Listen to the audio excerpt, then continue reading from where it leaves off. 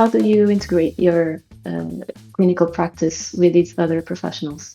The neuropathy itself is still present, if it's still persistent, then I might say, listen, you've tried these other things, maybe try acupuncture. What challenges do you see, and how are we adapting, or how are we not adapting? By the time these diagnoses are made, the cancers are a little bit more advanced or a little bit more aggressive. They're maybe more like a stage 3, which means they're going to get more intense treatments, cancer treatment, which then means that they are going to potentially have more late effects. There is so much more that we should be offering on this lifestyle and complementary interventions. The physiotherapists and dietitians are in a great position to see this patient in prehab because we can give them some control back. Is it still worth it to have a physiotherapy assessment before treatments? Yeah, that's a great question. Welcome to Oncology Revolution, where science meets care to transform the cancer journey. We explore evidence-based strategies to enhance quality of life, promote longevity, and empower patients and professionals to thrive beyond cancer. Welcome to the Oncology Revolution Podcast. I'm Catarina Ribeiro. I'm a board-certified medical oncologist, and I'm doing research in resistance training for patients with advanced cancer. And today we are going to explore a critical but often overlooked area of oncology, so physical function, not just surviving, but how people live, move, and recover after cancer diagnosis. Our guest today is Scott Capoza, a board-certified specialist in oncology physical therapy at Smilo Cancer Hospital at Yale. He's one of the first clinicians in the US with this credential, an educator, author, and a leading advocate for integrating rehabilitation into the cancer care continuum. Scott, did I spell right, Smilo? Yes. Did I say it right? Yes. Okay, so Scott, let's begin with you. Who are you, and why should people stay with us for this conversation? Why is it urgent that the oncology community pays attention to rehab? It's important to pay attention to rehab because we know that patients who get oncology treatment are going to face a lot of short-term as well as long-term adverse effects from their treatment. So for our patients who are getting chemotherapy, we know that they're going to be experiencing fatigue, that they're going to be experiencing muscle loss, maybe pain. For our patients who are post-surgical, they might have post-surgical pain, they might have limitations in their range of motion. I specifically think about our patients with a diagnosis of breast cancer. If they've had mastectomy surgery or reconstruction, and radiation therapy is part of their plan, their oncology plan, then they have to be able to raise their arms overhead in order to be able to receive radiation therapy. But if they have scar tissue, if they have pain, they don't raise their arm high enough, then radiation therapy could potentially be delayed. So you're delaying life-saving treatment there. Another example is peripheral neuropathy. Whether a patient with breast cancer is receiving Taxol or if a patient with colorectal cancer is receiving oxaliplatin. If the neuropathy becomes so bad, the oncologist might have to reduce the dose of that chemotherapy or maybe take it out of the treatment regimen altogether. So therefore, you're making the treatment a little less efficient or effective. And then on top of that, this patient now develops neuropathy in their feet. If they can't feel their feet, they become a falls risk.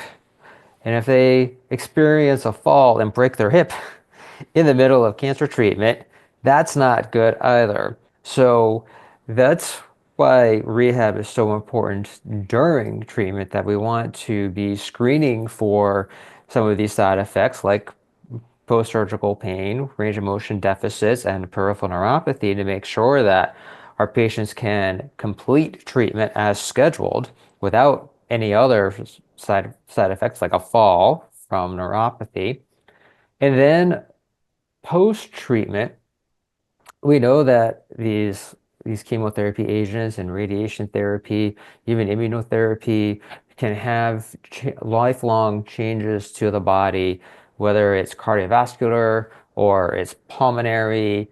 Again, is it fatigue? So often our patients will continue to experience fatigue even beyond their last dose of chemotherapy or their last session of radiation therapy, which can impact them in their return to work. It could impact them in just their return to life. I think of the young parent, the young mother who has two young children at home, and it's hard to be able to take care of those children if she's so tired because of multiple rounds of chemotherapy and 5 weeks of radiation therapy.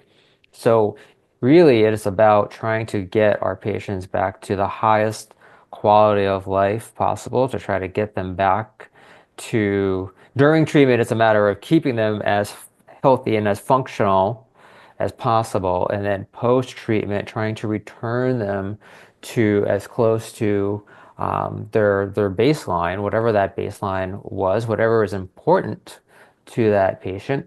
And sometimes we even get those patients even beyond what their baseline was, which is a nice thing. It is. Thank you. You touched on so many important points there. Would you tell us a bit about yourself as well? Why are you here discussing this topic with me? Uh, so I'm a physiotherapist. I've been a practicing physiotherapist in the United States for about 25 years now. When I first graduated physiotherapy school, oncology rehabilitation was not necessarily very common or popular in the United States. I did not get any oncology training in my physiotherapy program, and there weren't even that many oncology physiotherapy jobs at that time.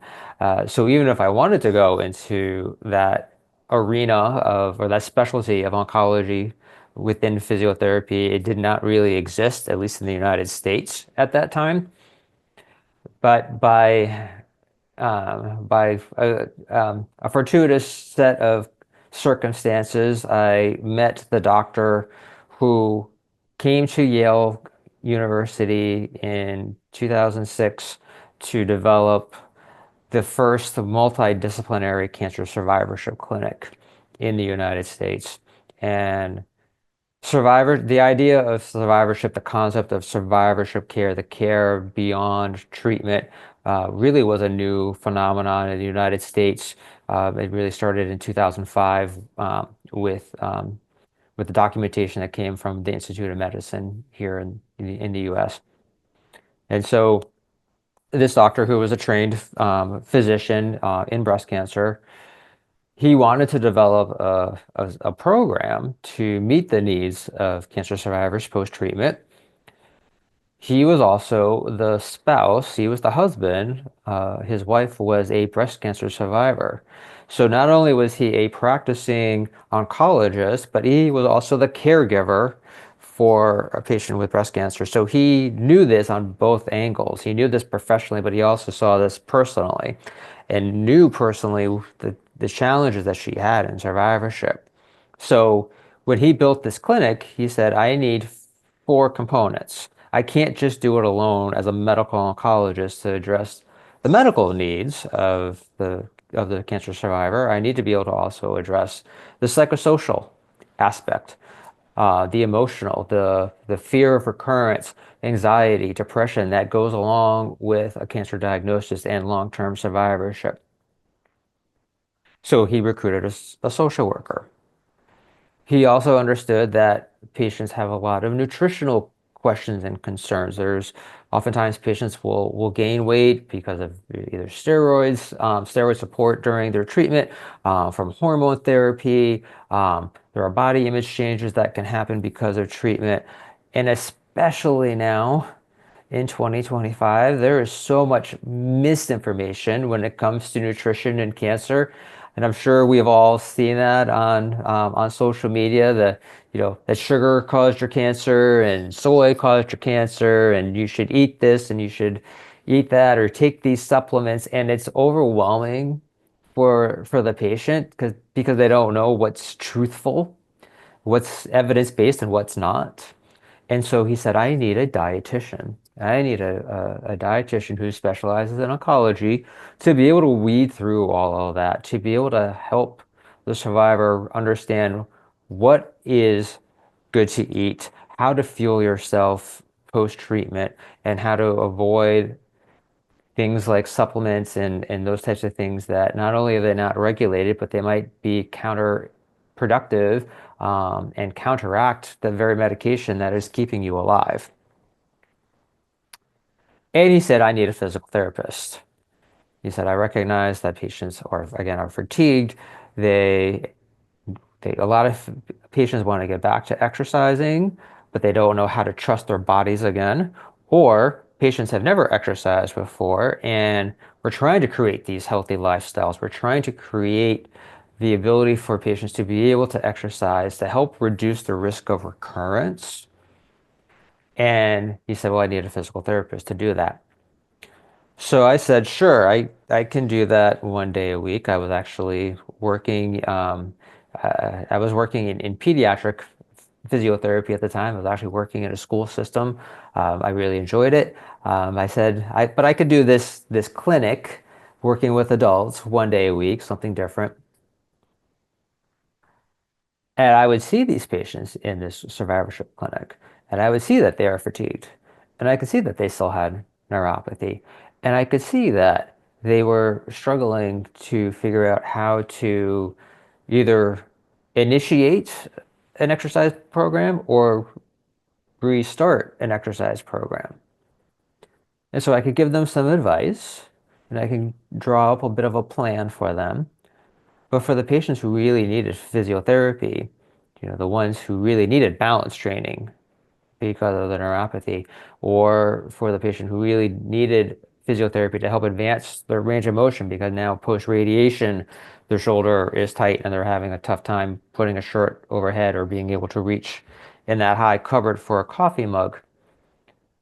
And so we were referring out of our system. And I said, well, that's silly. These are our patients. We should keep them in network so that there's more continuity of care. So I worked and I was able to help develop our institution's first position specifically for oncology physical therapy. And so that's what I do now full time. I'm an outpatient oncology physical therapist, and I split my time between traditional outpatient physiotherapy, where I work with people who are at any point during their cancer care trajectory, whether it's prehab or it's active treatment or it's survivorship. And I still work in that survivorship clinic. I'm the last original member of that survivorship clinic that started almost 20 years ago.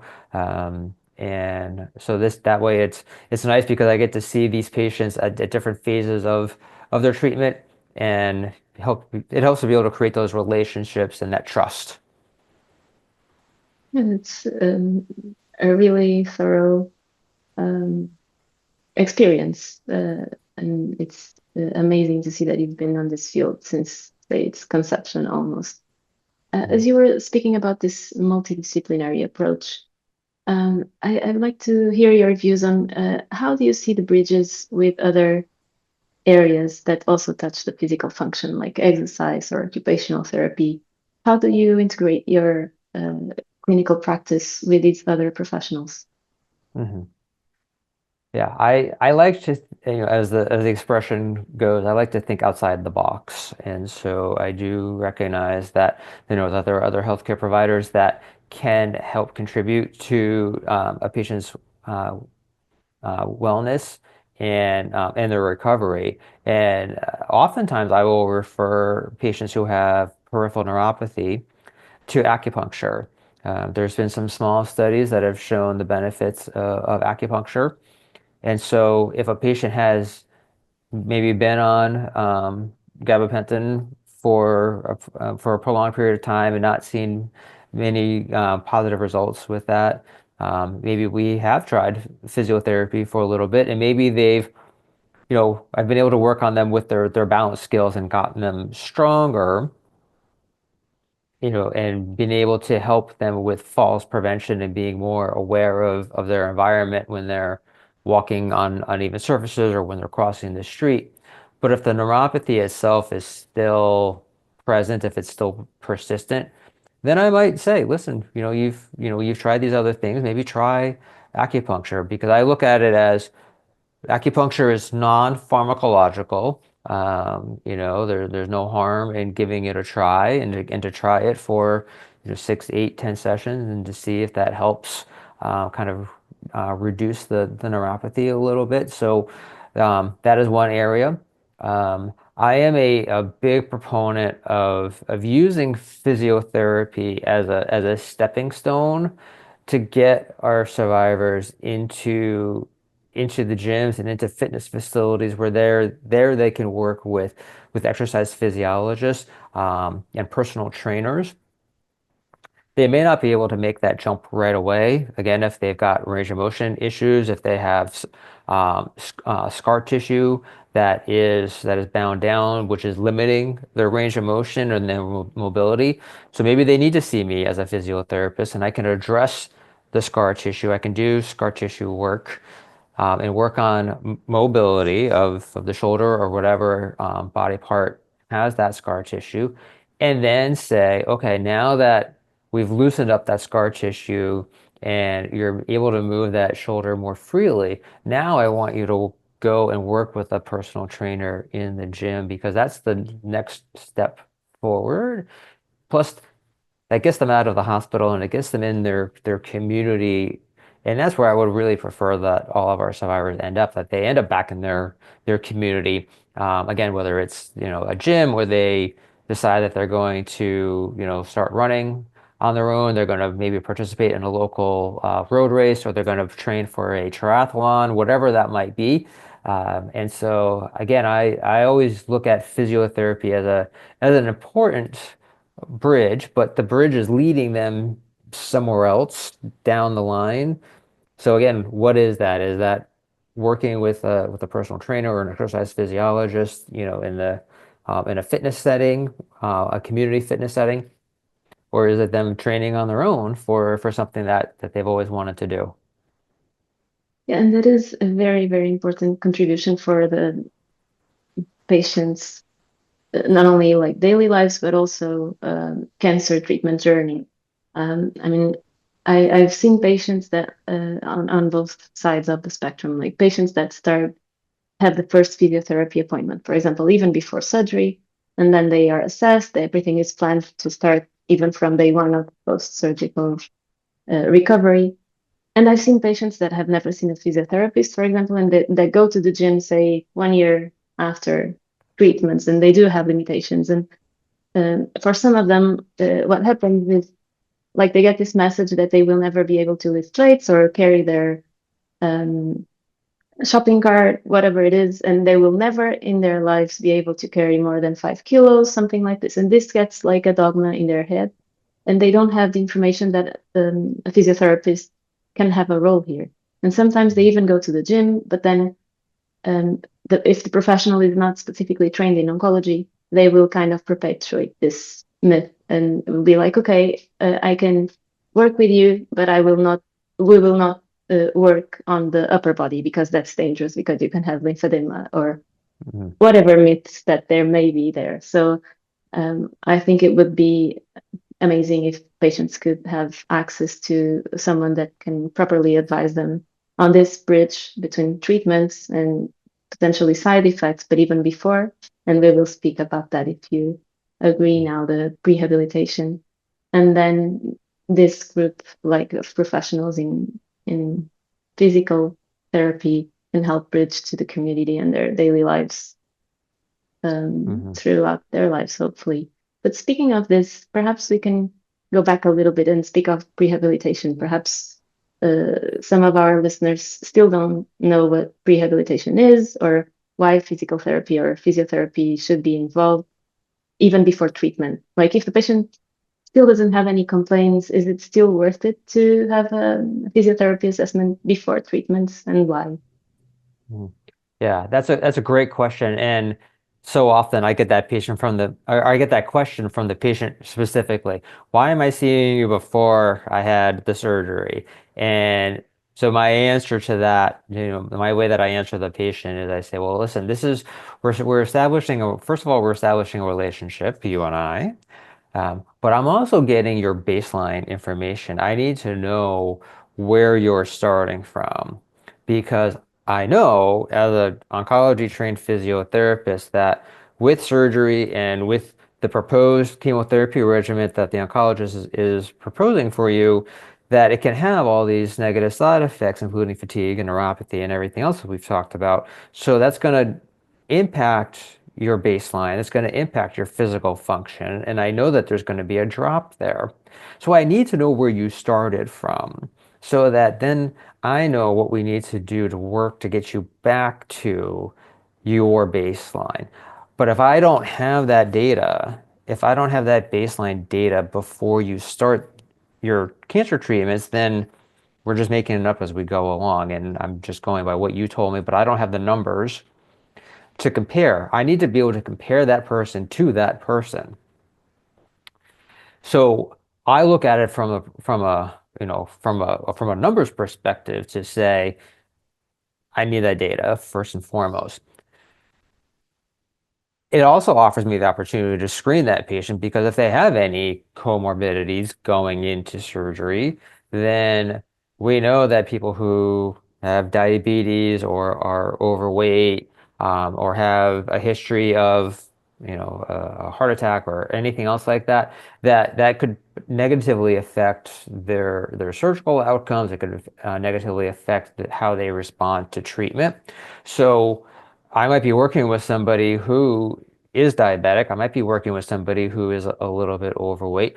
Or what I see sometimes is I'll see the patient, say, for example, with a colorectal cancer or maybe with pancreatic cancer, who's experienced rapid weight loss because of this diagnosis, and I went undiagnosed for months, and so this patient maybe had a 25, 30 pound unintentional weight loss, which includes muscle loss. And so the last thing that we need is for somebody who is deconditioned, who has lost muscle mass because of their pancreatic cancer, to then have a major surgery, to have a Whipple procedure, for example, and then have chemotherapy after that. They're just going to get more and more deconditioned. So if I can see that patient in prehab and say, oh, okay, if surgery is going to be, 5 weeks from now or 6 weeks from now, then that gives us an opportunity. It gives us a window of opportunity that we can start to put some muscle mass back on. I would also argue that prehab is so important from the mental aspect because these patients are newly diagnosed and they've probably met with a surgeon and they probably met with a medical oncologist, and now all of a sudden their world is spinning out of control. They're trying to figure out, oh, well, how do I make all these accommodations for getting my kids to and from football practice? How am I supposed to get them? Who's going to feed my children? Who's going to help my children with their homework if I'm going to be having surgery and I'm going to be in the hospital for a couple of days? Maybe that person is taking care of an aging parent. Well, who's going to go check on that aging parent now if they are getting chemotherapy and they're immunocompromised? So you have all these questions that are now floating in this person's head, and they don't know up from down and left from right. So I would argue that physiotherapists and dietitians are in a great position to see this patient in prehab because can give them some control back. The dietitian can help them, teach them how to fuel themselves properly to get ready for surgery and to get ready for treatment. And as physiotherapists, I can teach them how to move safely prior to their surgery or prior to initiating treatment. And that's giving some control back to the patient. So if we can give that a little bit of control back to them, then I argue that that's going to help them a little bit mentally. That they say, okay, I'm taking charge of this. Even though the doctor says I got to go for blood work and I have to go for scans, and they don't feel like they have control over that. They can have control over how they fuel their body and how they move their body. So that's what I would say. That's why I would say that, that prehab is so important. And I'll make one last point about prehab. At least from the surgical side of things, some of our patients, they might get neoadjuvant chemotherapy prior to their surgery. Again, we know that they're going to become deconditioned from their chemotherapy. So I don't want this patient to lose muscle mass and not be moving during 8, 10, 12 weeks of chemotherapy and then go into surgery. That they're going to have poor outcomes from their surgery. So if I can work with them during that neoadjuvant setting in the chemotherapy to keep their function up, to keep their strength up, then that could potentially help with their recovery from surgery. Exactly. I think it's never enough to highlight all those benefits. Like as you did mention, we have the role of the prehab as a team, as you mentioned, also with the dietitian, eventually the mental health professionals or support. Um, and we know that muscle mass and the physical condition is one of the strongest predictors or risk factors for adverse events from treatments in general. So for adverse events with systemic therapies, being it neoadjuvant or um, treatment for advanced disease, chemotherapy, immunotherapy, targeted therapies, you name it. Whichever we choose, we will find benefits from rehabilitation, reducing the adverse events and increasing response to treatment. So even in oncology, targeting, say, endpoints. And we also have that very, very important aspect of empowering the patient. So giving the patient back um, some power, some control over the journey that follows. And we were also discussing that a bit offline. So before the recording, that patients have the doctor-based care, so medic-centric care, and there's so much more that we can do to expand that like sphere of things that will add benefits to the central part of treatment, not replacing it but complementing it. And we need to be more clear as healthcare professionals and more active in bringing this information so that patients see there are lots of things they can do and they don't need to be looking for alternative, not evidence-based things if they still can access so many things that they haven't tried and that have proven benefits.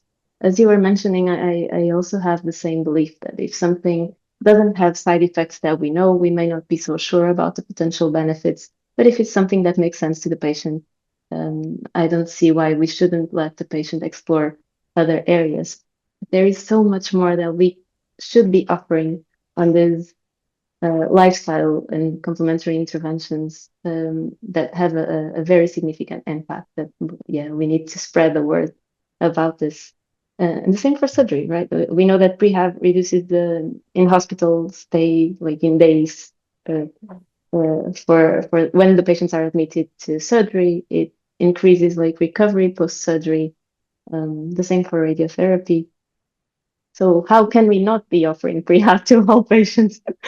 Right. Well, that is a great question. How come we're not offering prehab to all of our patients? And I do think part of that is we need to make sure that we have the staff, that we have the trained staff, to meet those needs. I'm one physiotherapist, and so I can't see, I would love to see all the patients, all the newly diagnosed patients that walk in our cancer center's door, but I just can't get to everybody. So that's why, a big one of the things that I'm really interested in doing now, and that's why doing this podcast is so important. And again, thank you for having me, is the education, to be able to get that education out to other physiotherapists and others who are in the field to say, oh, take a deeper dive, like learn more about this. So therefore, then you can go back to your centers and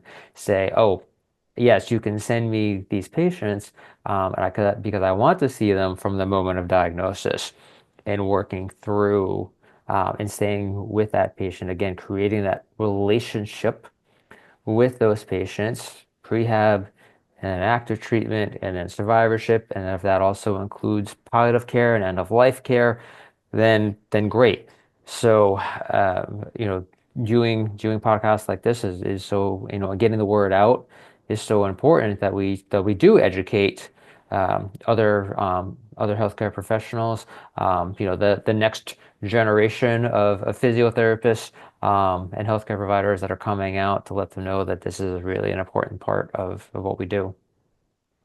Yeah, I totally agree. And I think there's also a role for healthcare professionals and professionals from related fields in general. Like, um, we oncologists often have, as you were saying, like resources is obviously a constraint. I think that in all countries that we know, it's not something specific. There may be some centers with more resources in a field or another, but we probably also face similar struggles.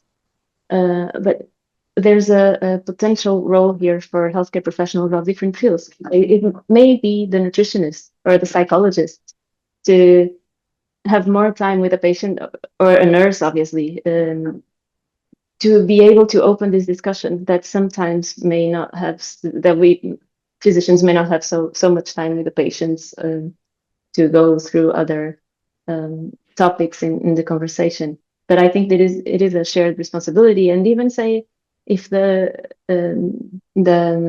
technician that's accompanying the patient, like on the hospital corridor, has the proper information. Like if the patient asks, oh, or says something like, oh, now that I'm doing chemo, I cannot exercise, or now that I'll be starting whatever treatment it is, I need to rest and stay on the sofa most hours of the day because I need to spare energy. That person can be able to say, um, I would encourage you to discuss this with your team or physician or nurse because that's not what the most recent evidence says. And of course, they will not like give a plan or detailed advice, but we all can know a bit about the other fields to tell enough to make the patient curious and perhaps challenge the beliefs. Right? Mm-hmm. Yeah, I And would I would agree with you, and but I also realize that you as a physician, like, you have so many things that are that you've got to keep track of, and so I almost have to we should be in communication, and so I think that making sure that like physiotherapists come to tumor boards, for example, like that is one example of how we can make sure that we have these open lines of communication, so that if some like you said, if you're walking down the hall with somebody and you notice that their feet are scuffling because of now they're developing neuropathy. Oh yeah. Well, I remember I talked to a physiotherapist last week. Oh, maybe I should send you over to them now, right? And so that's it's those little things. But I think that the more that we all can communicate with each other, then I think that the patient is going to benefit from that. sure, no question there.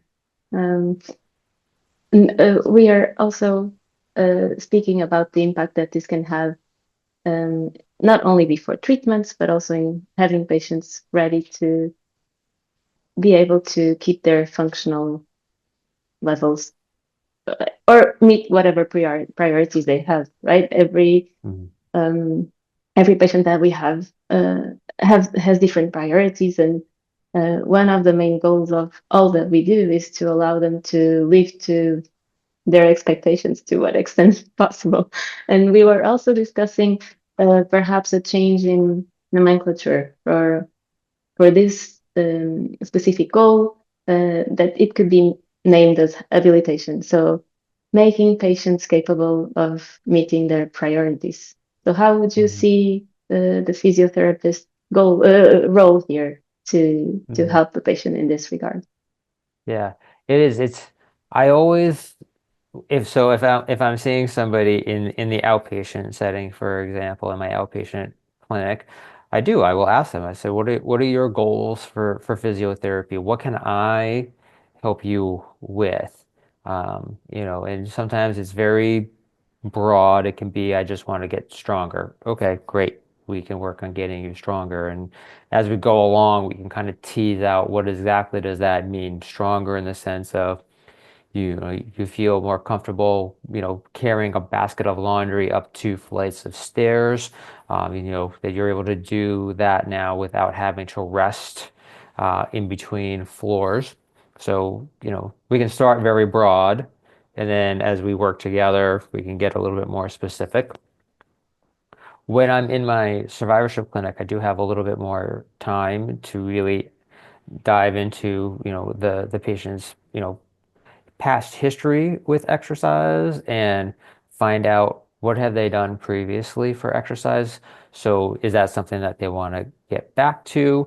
And if it's not something that they are physically able to get back to, well, then is there something else? Is there another avenue to explore with physical activity? So again, if somebody used to be a runner, but now they have neuropathy in their feet, okay, well maybe we think about, can we, is there a town pool, or is there a community center near you that has a pool that you can go swimming at?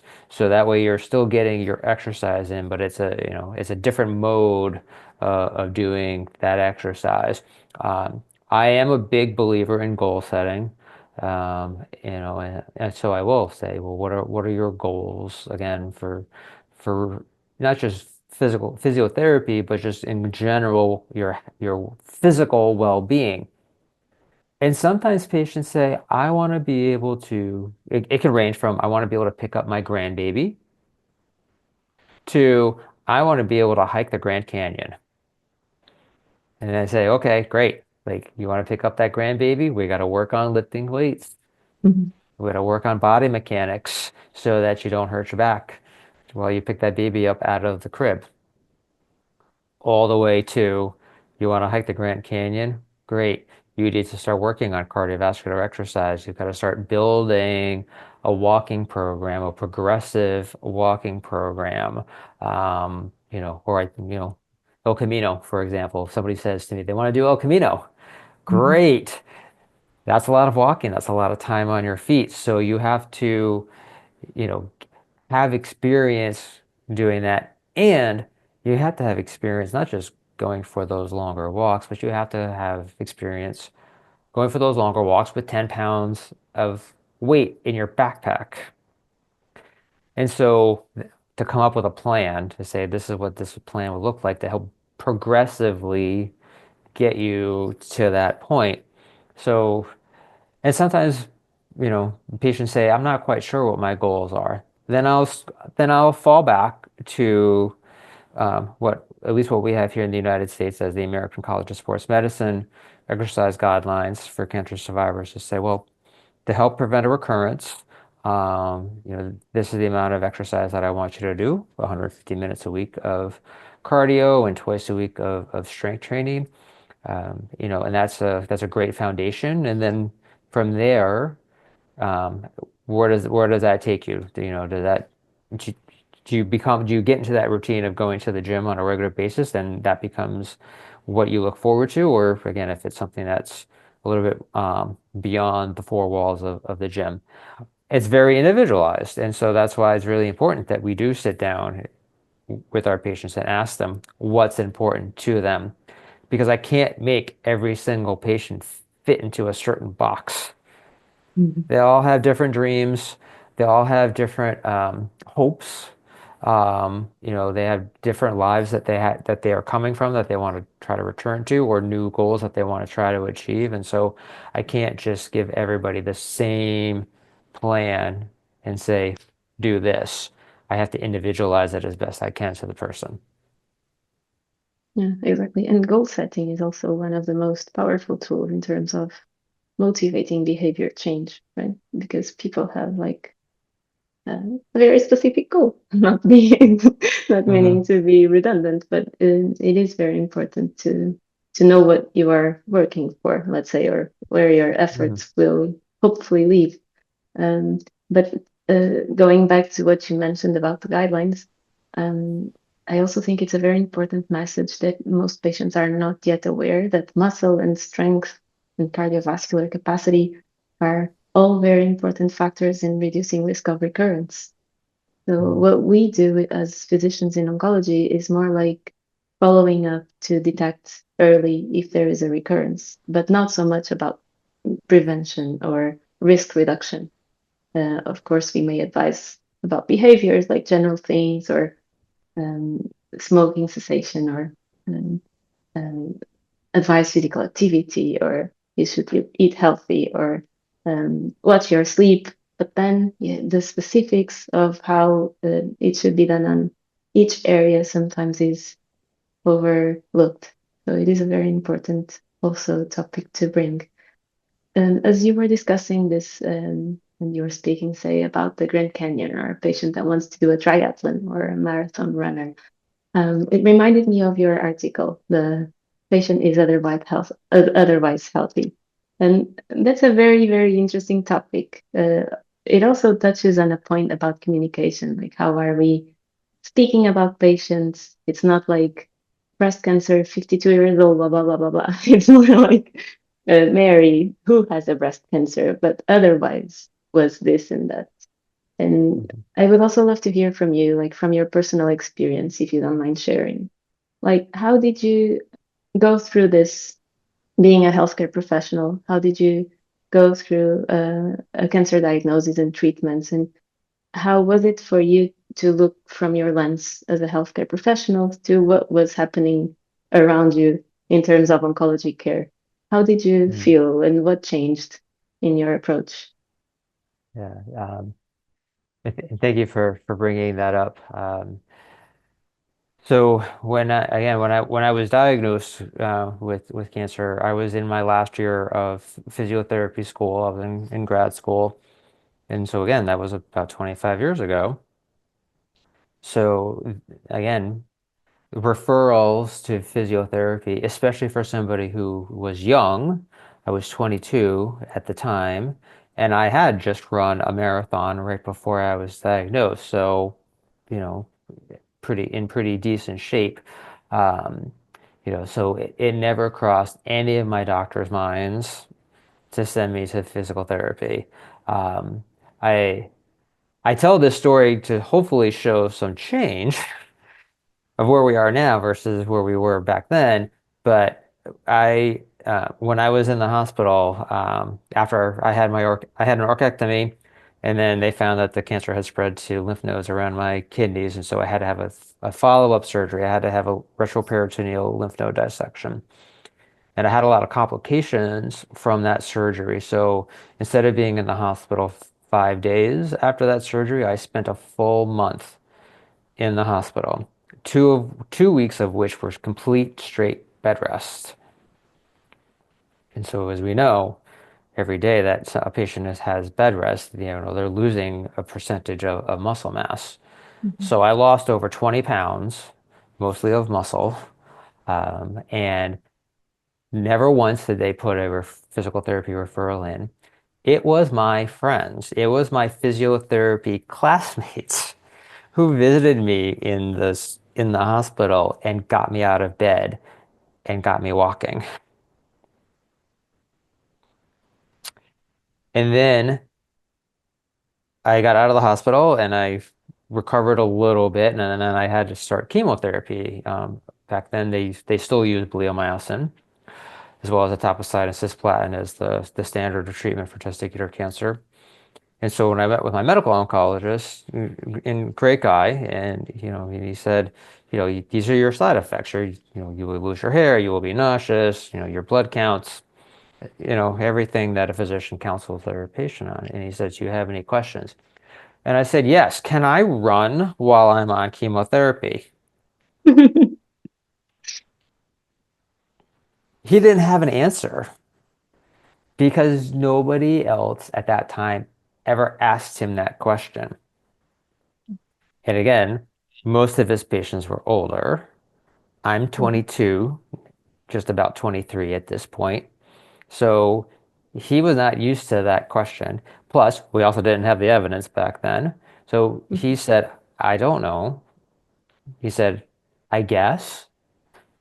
Just don't train for any marathons right now. And so I had to figure it out on my own. I had to figure out, I remember I went running after my first day of chemotherapy and I said, oh, I don't feel so bad. This is fine. I can make it through. It's no problem. And I made it through I went for a run on my second day of chemotherapy and I said, oh, okay, this is fine. I can make it through. I'm tough. And then the fatigue hit. And I said, oh, that's what they were talking about. And I was so tired, I could barely walk around my house, never mind go for a run. So I had to figure that all out on my own, what days I could go for a run and what days were not days that I was going to go for a run. And I basically just had to rebuild myself up again. And so that's what I don't want for my patients. I don't want them to just try to figure this out on their own. I want to be able to give them a plan, to give them a program, whether it's if it's a walking program, if it's a running program, if it's a strength training program, a range of motion program. Again, for my patients who have had breast cancer surgery, it's step by step as far as how we advance your range of motion so that you don't hurt yourself and that you also allow yourself to heal properly. So that's what I don't want. I don't want my patients to figure this all out on their own. Like I had to figure it all out on my own back then. Um, and now, I definitely, I did return to running and I, did pretty well. I did return to marathoning and was actually in pretty good shape for about 10 years. And then those late effects, specifically from the bleomycin, started to catch up to me. And so I noticed that my exercise tolerance was becoming less and less. And I'm just grateful that I had a primary care physician who he's not trained in oncology, but at least he's a really good listener and he took me seriously. And he said, well, okay, well, that's not like, a 30-something-year-old to have these issues, and knowing my history sent me for a cardiac workup and for a pulmonary workup. And thankfully my heart is fine, but it was the pulmonologist who didn't really take me seriously.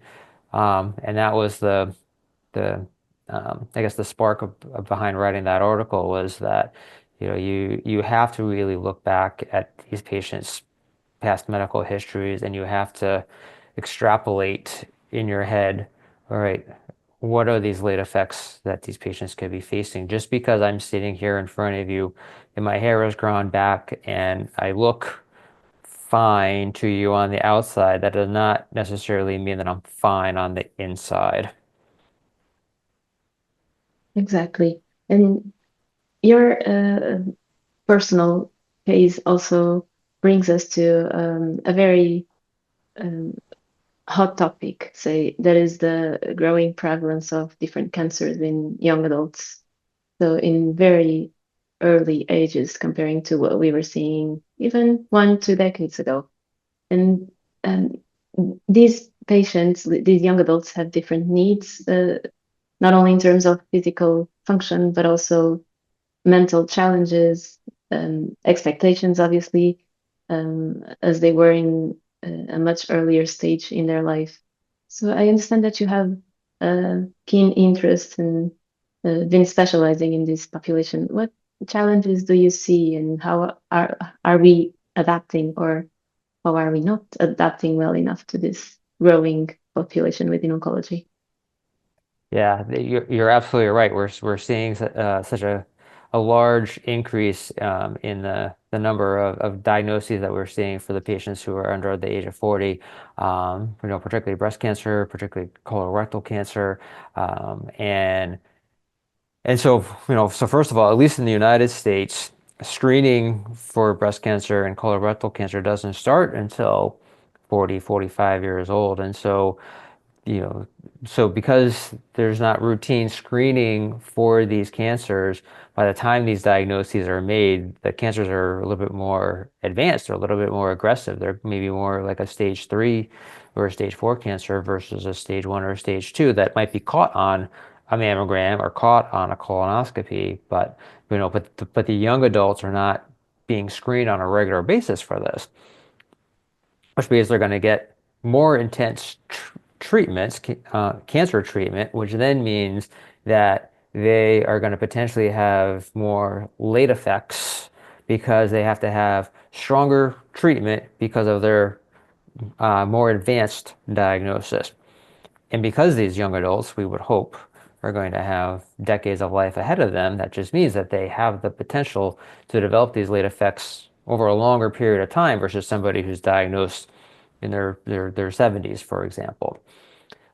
So that really speaks to the importance of long-term survivorship care for these young adults diagnosed with cancer. They cannot just be treated at a cancer center and then just let go. There has to be some sort of follow-up, almost like a primary care follow-up for them to screen for these late effects because, if they're going to have 40, 50 years of life ahead of them, then we need to know that somebody's keeping an eye on them and sending them for the routine echocardiogram and sending them for for the screenings that they need to make sure that they don't they don't have to deal with these late effects. Yeah, I see a lot of emotional concerns for these young adults. These are young adults who, that's a time frame when they're trying to establish long-term relationships. Some are still dating, and so there's the body image concern. And how does a young adult disclose that information on a first date? For example, it's pretty easy to hide a lot of the scars, from cancer, but um, it's but mentally too, it's hard, and I think a lot of young adults have a tough time um, connecting with their peers who have not gone through the cancer diagnosis. They might hear their colleague complain about something at work or whatever, and they're thinking, oh my gosh, like I'm still, a young woman with breast cancer is still on hormone suppression therapy, and she's experiencing hot flashes because she's been thrown into menopause early. And so those are her concerns, and somebody else is complaining about something else that is not necessarily as, like that. So there's some of that. In the United States, it's because we have privatized insurance. There's also this issue of financial toxicity, where we might have health insurance, but that doesn't necessarily mean that insurance will cover everything. So young adults who may only have been working for 5 or 10 years don't have the amount of life savings compared to somebody who's been working for 30, 35 years. Somebody who's been working for 30 years you would think would have a significant amount of savings so that they could tap into that if they had to offset some of the costs of treatment. But somebody who's 28 or 30, they've only been working maybe for 7 or 8 years. And so they don't have that same amount of savings, life savings. And so it's much easier for these young adults to go into medical debt because they don't have what we would call a nest egg. They don't have that financial cushion to help them. So these young adults are much more susceptible to financial toxicity. And so that's one thing that I try to educate my physiotherapy colleagues on, is to say, we have to know what our patients' copays are when they come to see us. Some patients it's $0, but other patients it's $50. And if I want that patient to come in and say, I want to see you twice a week for the next couple of weeks, well, that's $100 a week. That's $400 a month. And they do. These young adults will have to make a decision. Do I go to physiotherapy or do I pay my cell phone bill? Do I go to physiotherapy or do I pay off my college loans? And that's the reality of the AYA when it comes to the finances. So I might say, oh, I see that your copay is $40 or it's $50 or whatever. We're going to space out our visits. Maybe we're going to try to do telehealth visits.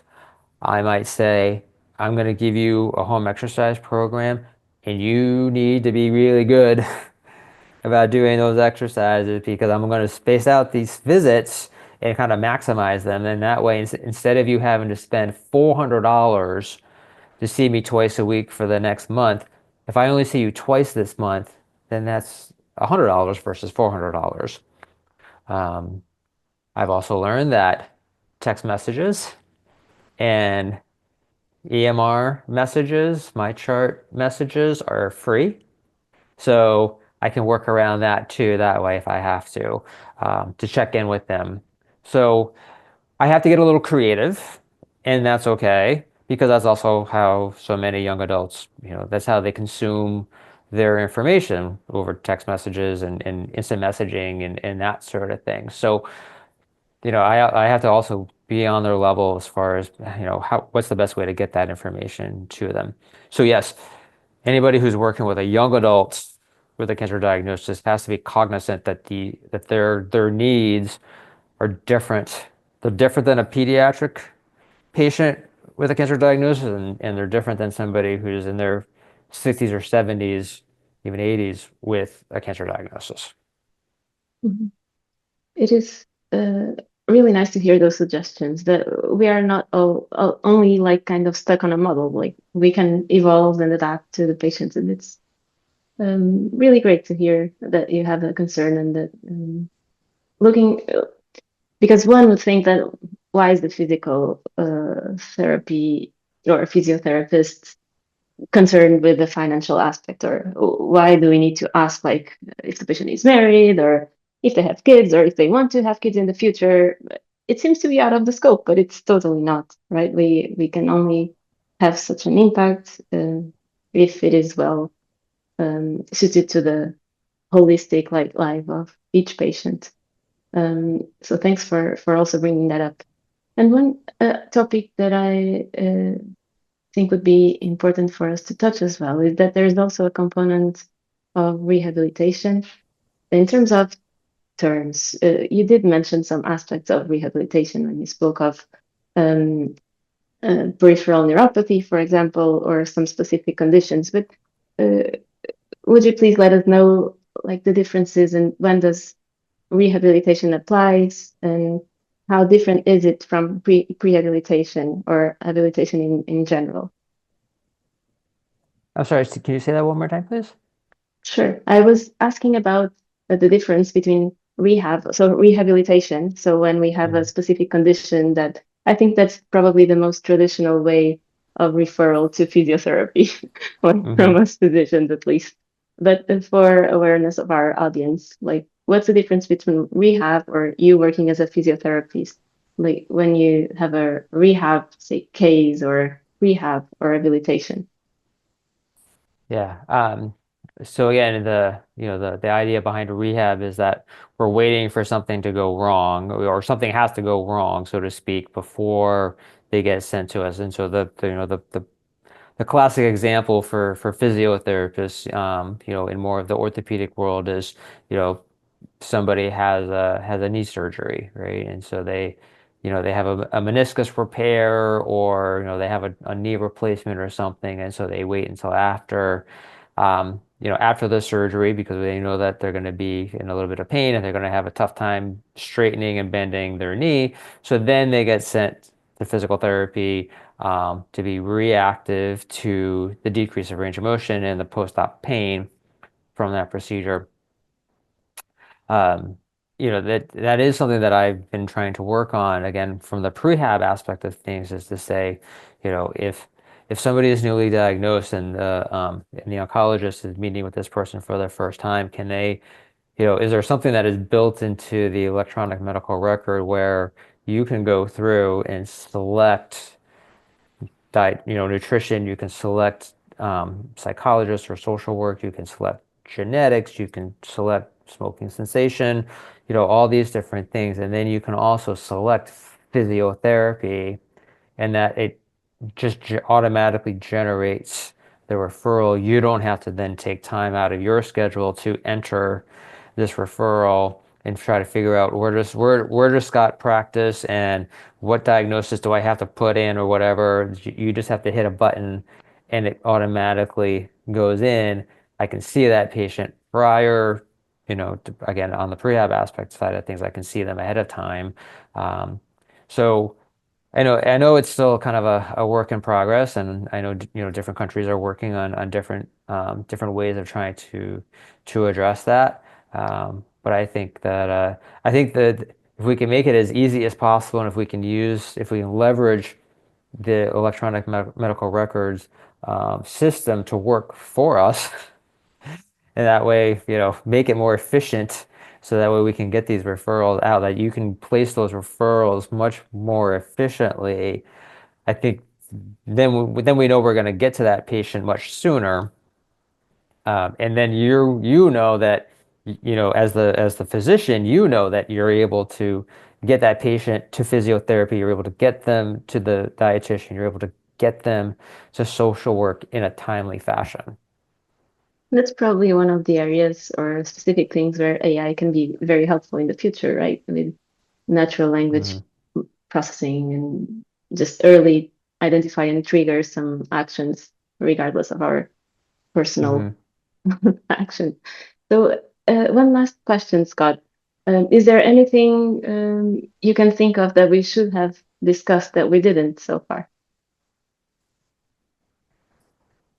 Again, I think it's so important that we all communicate with each other. So, the oncology physicians, the physiotherapists, the dietitians, the social workers, um, the we all need to be able to be in constant communication with each other, to make sure that we're providing this well-rounded, holistic approach, especially on the survivorship side of the patient's care, to make sure that patient does not fall through the cracks, so that for better or worse, when patients are getting active treatment, they know that they've got a whole team keeping an eye on them. They know that the nursing staff is there checking their vitals.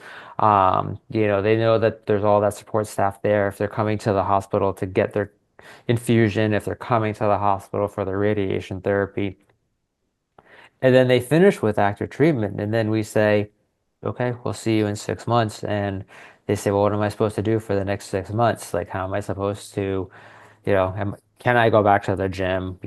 What's safe to eat? Like, what do I do if I'm on social media and I see that a friend passed away from cancer? Like, how am I emotionally supposed to handle that? Because that's going to trigger something in my mind about that now. And so I think that it's so important that we capture. We talked about trying to make that referral on the front end for the prehab. We have to make sure that referral is also in for on the post-treatment side of things, to say, okay, on your last day of active treatment, we are um, definitively putting a referral in for 2 months from now for a survivorship. You can call it whatever you want, a wellness visit, a health visit, a clinic visit, whatever you want to call it. But to be able to, so for the patient to know that when they walk out of the cancer center on their last day of active treatment, that they know that there's a team waiting for them to talk to them about the what's next, the next steps. How do you move forward and, hopefully live a long life after this? And how do you address those late effects? I think one of the most important things that we do in our survivorship clinic is that we validate so much of what they're feeling, first of all, and then we can empower them through education of how to deal with their fatigue and their sense of fear of recurrence, and how can they safely have a healthy body weight after treatment. So, but that starts with validation first of all their concerns, and then we move to education. So I think, as important as it is to have that, you know, automatic way to get them to us early on, we need to make sure that we have that set up post-treatment. And again, that we're, especially for our young adults with cancer, that we have something in place so we can see them on a continuous basis, an annual basis, a biannual basis, whatever it might be, so that they don't feel that they are kind of left to their own we'll kind of throw them to the wind, so to speak, that they know that there's still a level of support for them beyond after treatment. That is a very important issue indeed, because it feels for certain patients, for many patients, from what I hear, it feels like there's a black hole. So they are kind of like followed up on a daily basis almost, and all these bloods and treatments and all this staff around them, like even of course when they are not admitted to the hospital, but they are always checking in.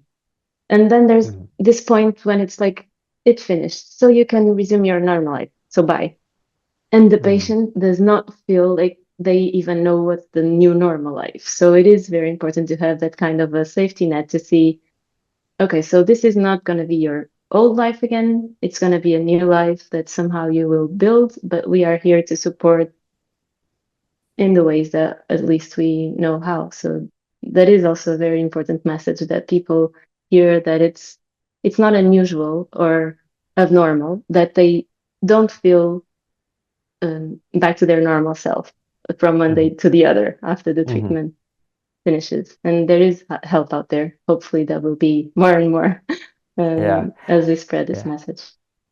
That's how I always phrase it. I say, nothing about this is normal. However, what you're describing is normal for what you have gone through. And that's how I try to phrase it, because I also am acutely aware that patients don't like that term, the new normal. So that's how I try to rephrase that a little bit for them. Thank you. It is helpful. And thank you so much for joining us, Scott. Would you like to let our listeners know where they can find you? Sure. I am on social media. I'm on Instagram and LinkedIn, at Scott Capoza. Also, you can reach me at my email, which is scott.capoza at ynhh.org. That's my work email. And I'll be,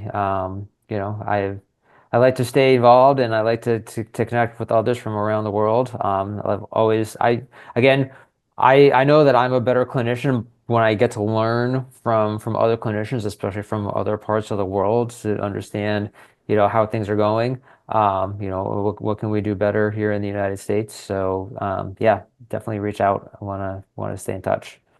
Thank you, Scott. It's been a pleasure to speak with you. Great. Thank you for having me. Thank you.